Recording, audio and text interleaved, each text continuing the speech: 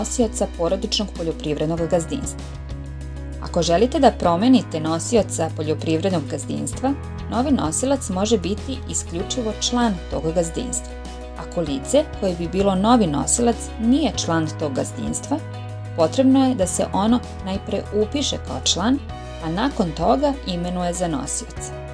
Pre samog otpočinjanja procesa promene nosioca kroz sistem e-agrar, član poljoprivrednog gazdinstva koji će biti imenovan za nosioca, potrebno je da ode do banke i da otvori namenski poljoprivredni račun i preuzme potvrdu iz banke ili ugovor o otvaranju namenskog računa.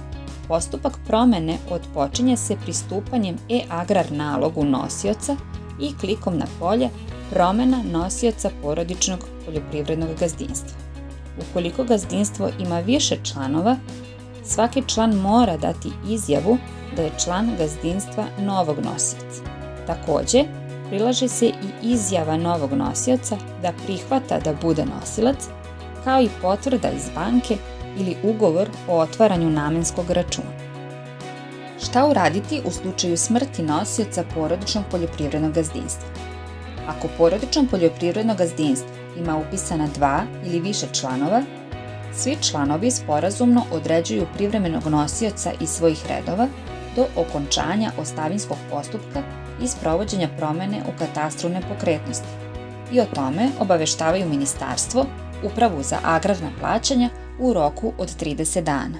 Imenovanje privremenog nosioca vrši se takođe preko e-agrara i opcije Postavljanje privremenog nosioca poljoprivrednog gazdinstva, gde se upisuje broj poljoprivrednog gazdinstva, vrši izbor radne aktivnosti privremenog nosioca, broj računa, otvara se namenski račun za uplate iz budžeta i prilaže se izvod iz matične knjige umrlih trenutnog nosioca, izjavu svih članova domaćinstva sa imenovanjem privremenog nosioca.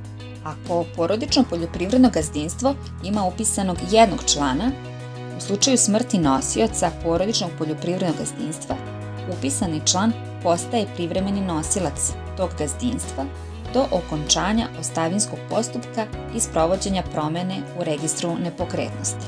Ako porodično poljoprivredno gazdinstvo nema upisanog nijednog člana, u slučaju smrti nosioca, to gazdinstvo se briše iz registra.